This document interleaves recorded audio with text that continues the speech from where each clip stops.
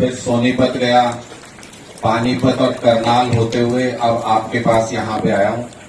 इसलिए हर जगह पे लघु सचिवालय कुरुक्षेत्र के सामने धरना दे रहे कर्मचारियों को आम आदमी पार्टी के सीनियर वाइस प्रेसिडेंट अनुराग डांडा ने दिया समर्थन।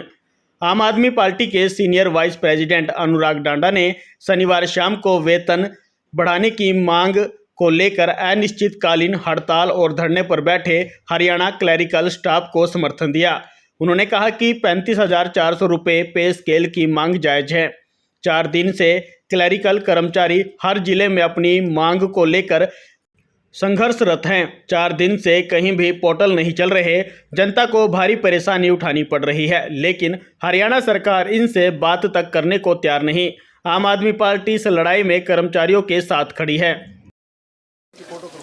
जी सर, क्या बताएंगे, आज इनके समर्थन देने के लिए आए हैं क्लर्क को? देखिए, आज हरियाणा का पूरा क्लर्क स्टाफ, लिपिक स्टाफ जो है वो हड़ताल पे बैठा हुआ है। आज चौथा दिन हो गया और आम आदमी पार्टी ने इनके मांग पत्र की स्टडी की है, देखा है उसको, और हमको ये लगता है कि इनके साथ कहीं ना कहीं, जिसको अपनी भाषा में कहते हैं दुबात, वो हुई है इनके साथ, और इनके साथ कहीं ना कहीं इनको अलग थलग करके इनका नुकसान एक लंबे समय से चला आ रहा है।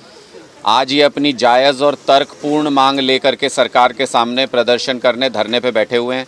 और ऐसे ही नहीं बैठ गए धरने के ऊपर, इनको समय दिया गया था कि 4 तारीख तक आपकी मांग पे विचार करके आपको सरकार जवाब देगी। इन्होंने इंतज़ार किया और जब सरकार ने जवाब नहीं दिया तो उसके बाद ये शांतिपूर्ण तरीके से धरने पे बैठे हैं। पहली बार पूरा लिपिक वर्ग जो है हरियाणा का और सारे लिपिक कर्मचारी वो एकजुट हो गए हैं। सारे के सारे ऑफिसेज फ़िलहाल ठप पड़े हैं।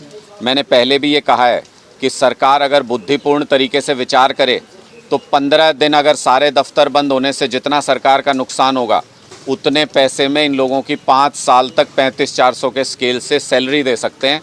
इतना सारा वो पैसा होता है। इसलिए सरकार अपना अहंकार छोड़े, अपनी ज़िद छोड़े और एक जायज़ और तर्कपूर्ण मांग को तुरंत स्वीकार करे। ऐसा आम आदमी पार्टी की मांग है और हम इनकी मांगों का पूर्ण समर्थन करते हैं। सर, आम आदमी पार्टी बिजली को लेकर भी एक बड़ा आंदोलन करने जा रही है, कल क्या रहेगा? वो बहुत ज़रूरी है, क्योंकि आज के दिन में अगर आप देखें तो हर वर्ग परेशान है। कोई बिजली के महंगे दाम से परेशान है, किसानों को धान की फसल लगाने के लिए ये तो ऊपर वाले की कृपा है कि आज बारिश हो गई, वरना तो धान की फसल लगाने के लिए किसान रो रहा था खेतों में। 2-2 घंटे के पैचेज में बिजली देते हैं, उसमें किसका खेत भरेगा, कहाँ धान लगेगा। ऐसी स्थिति इन्होंने बना रखी है कि किसी के ऊपर 2-2, 5-5, 10-10 लाख रुपए की पेनल्टी ठोक देते हैं। किसानों ने ट्यूबवेल कनेक्शन सालों से अप्लाई कर रखे हैं। हर डिस्ट्रिक्ट में ऐसे हज़ारों किसान हैं, उनको ट्यूबवेल कनेक्शन नहीं दे रहे। तो इस तरह की एक अफरा तफरी सी बिजली की वजह से, और कंपनियों का फ़ायदा कराते हैं। अदानी ग्रुप को इन्होंने फ़ायदा पहुंचाया। 2 रुपये 94 पैसे की जगह 3 रुपये 20 पैसे में उससे बिजली खरीद रहे हैं, और 1494 मेगावाट की जगह 1000 मेगावाट कर दिया। करार बदल दिए अपने हिसाब से कंपनी को फ़ायदा पहुंचाने के लिए। तो इन सब चीज़ों को लेकर के लोगों के समक्ष इन मुद्दों को रखने के लिए हम बिजली आंदोलन की शुरुआत कर रहे हैं। कल माननीय अरविंद केजरीवाल जी और भगवंत मान जी पंचकुला पहुंच रहे हैं, वहां से बिजली आंदोलन की शुरुआत होगी। उसके बाद गांव-गांव, घर-घर जाएंगे और सब लोगों की बिजली से जुड़ी समस्याओं को एक साथ इकट्ठा करेंगे, एक जगह पे लेके आएंगे, उनके साथ चर्चा करेंगे और उनको ये आश्वासन भी देंगे कि जैसे दिल्ली में और जैसे पंजाब में लोगों को मुफ्त बिजली भी मिल रही है और 24 घंटे बिजली मिल रही है, पंजाब में किसानों को 16-16 घंटे अनइंटरप्टेड बिजली मिल रही है। खेत में पंप चलने बंद हो गए हैं, वहाँ पर मोटर से पानी आ जाता है। नहरी पानी इतनी जगहों पे आ गया है कि मोटर भी चलाने की ज़रूरत नहीं पड़ रही। तो ये सारी चीज़ें देखते हुए हम लोग इस आंदोलन को घर घर तक लेकर के जाएंगे और सरकार की नाकामियों को जनता के सामने रखेंगे। आज राहुल गांधी भी सोनीपत पहुंचे और अचानक किसानों के बीच में धान लगाने के लिए क्या कहेंगे? देखिए, यूपीए का 10 साल का कार्यकाल रहा, तब तो नहीं आए राहुल गांधी जी धान लगाने। 8 साल हो गए विपक्ष में बैठे हुए, तब भी नहीं आए धान लगाने के लिए।